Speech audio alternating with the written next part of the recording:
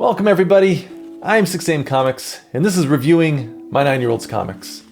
Earlier this week, I had posted some art I created of the World Wide universe, and I had a couple of comments inquiring as to who a particular character was in the lower right corner of the drawing.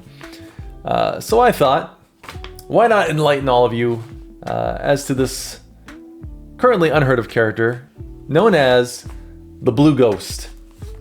So join me as we review the one comic featuring this particular character, Blue Ghost in Hacked. Let's have a look. One thing to note about this comic, there is no cover art. Also of note, there's no actual mention of the character's name. The name Blue Ghost is only known because, well, Nolan told me. Outside of this insider information, that's essentially all we know about this mysterious hero. The comic itself is illustrated in black and white ink with a small hint of pencil, and to account for the lack of cover art, our opening panel gives us the name of this particular story, Hacked. We begin with our protagonist, the Blue Ghost, angrily playing on a handheld video game device. Or maybe it's a phone? Do kids these days even know what portable consoles are? I don't know, I'm old. In a relatable moment to any lover of video games, Blue Ghost grows more frustrated as he's taunted by the game over screen.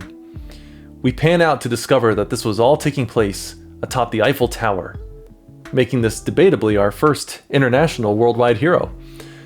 I'd also like to point out the culturally accurate depiction of a Frenchman. Oui, oui. Suddenly, the already upsetting game over screen becomes even more diabolical as it flashes the words, "Game hacked." Blue Ghost continues to stare at the game, bewildered as it counts down to a teleportation in 3, 2, 1. Zap!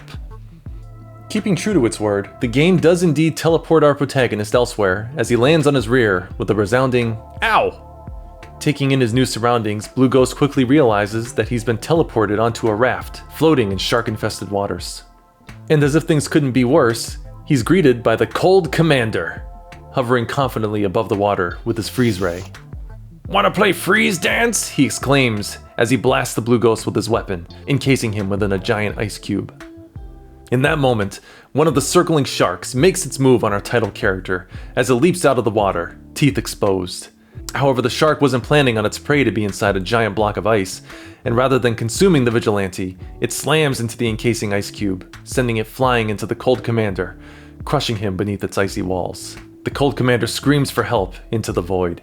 Blue Ghost lay frozen, awaiting the day he finally thaws out. The end. What a unique tale full of twists, turns, and subverted expectations. What begins with a casual afternoon for an off-duty superhero quickly turns into an unexpected techno-thriller with hack technology and teleportation, only to again switch gears to a standard comic book escapade in which an ice-themed villain challenges said hero to a duel over shark-infested waters. There's certainly a lot to unpack as far as the many events which unfold over these 3 pages.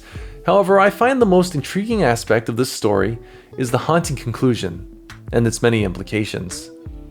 Many have wondered why the Blue Ghost has no other canonical appearances in the Worldwide Archive, not even a cameo in Worldwide War. And that book featured everybody from Black Widow to Super Nolan to obscure characters only found in the backs of old notebooks and torn up scrap paper. Well, I think I finally understand why he's never mentioned. Because he never escaped the confines of that ice cube in the middle of nowhere. The only person who may have had the means to release him from his icy grave is the villain who lay crushed underneath it. I mean, how long can anybody truly survive such freezing, watery conditions? If Titanic is any indication, I'd say not long. Especially with the added threat of circling hungry sharks. Come to think of it, I think I now understand why he's called the Blue Ghost. Because he's probably, quite literally, a ghost now. Not to mention the color blue is generally associated with the feeling of cold. It all kind of makes sense. To further my theory, the book doesn't have a cover. It has no title, no mention of the actual words Blue Ghost. This was a name given to the hero post-production.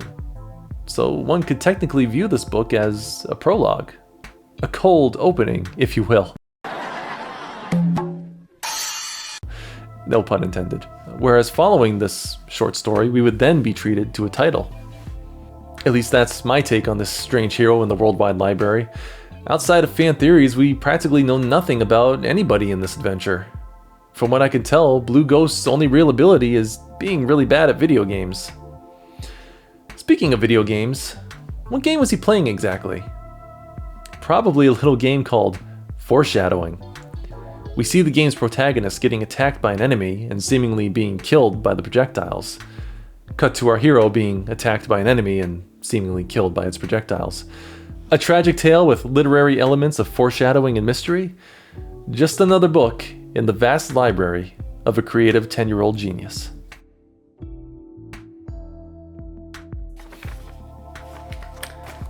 And there you have it. The only appearance of the Blue Ghost.